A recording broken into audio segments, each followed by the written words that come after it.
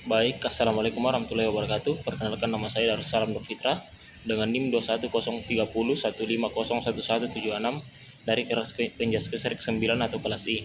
Kali ini saya akan membawakan tentang pertolongan pertama pada keadaan darurat pada cedera, yaitu bab 2.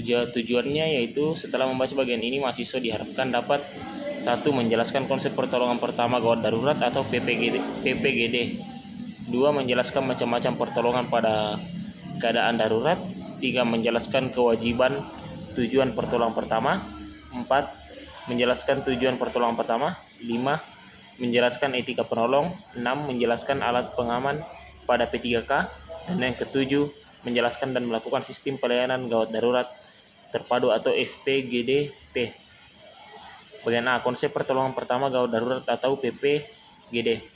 Pertolongan pertama gawat darurat adalah serangkaian usaha-usaha pertama yang dapat dilakukan pada kondisi gawat darurat dalam rangka menyelamatkan pasien dari kematian.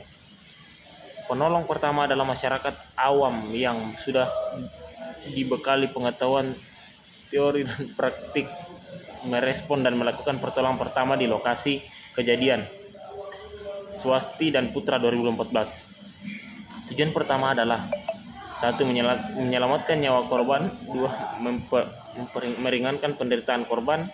3. Mencegah cedera atau penyakit menjadi lebih parah. Yang keempat, mempertahankan daya tahan korban. Dan yang kelima, mencarikan pertolongan yang lebih lanjut. Yunisa 2019. Yang pertama, prinsip utama atau PPGD adalah menyelamatkan pasien dari kematian pada kondisi gawat darurat. Kemudian filosofi dalam PPGD adalah time saving is life saving, adalah artinya bahwa seluruh tindakan yang dilakukan pada saat kondisi gawat darurat harus benar-benar efektif dan efisien, karena pada kondisi tersebut pasien dapat kehilangan nyawa dalam hitungan menit saja. Yang kedua, langkah-langkah dasar.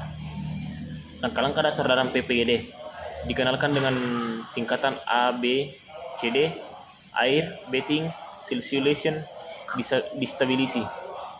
Keempat poin tersebut adalah poin-poin yang harus sangat diperhatikan dalam penanggulangan pasien dalam kondisi gawat darurat Nusdin 2020. Dan yang ketiga, algoritma dasar PPGD. Pada pasien tidak sadar, pastikan kondisi tempat pertolongan aman bagi pasien dan penolong.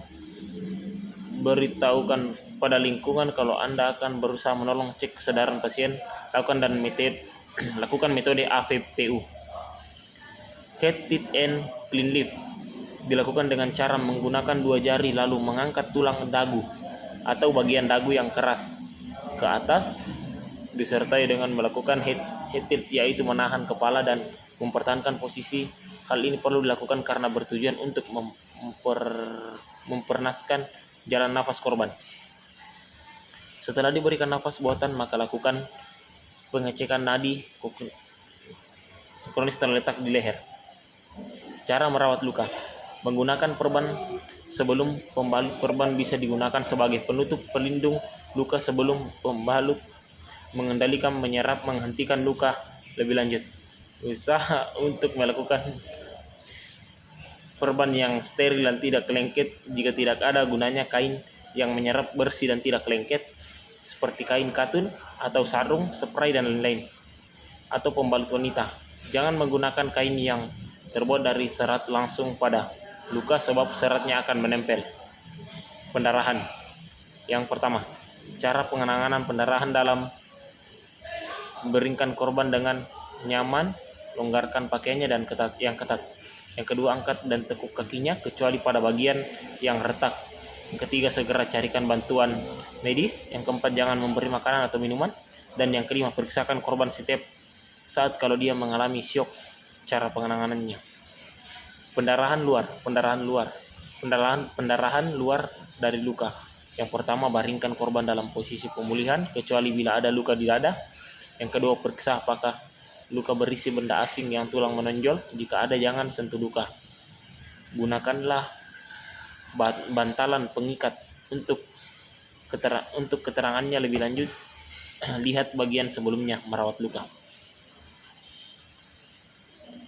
Dalam melakukan pertolongan pada kondisi gawat darurat, menolong tetap harus senantiasa memastikan keselamatan diri sendiri, baik dari bahaya yang disebabkan karena lingkungan maupun karena bahaya yang disebabkan karena pemberian pertolongan.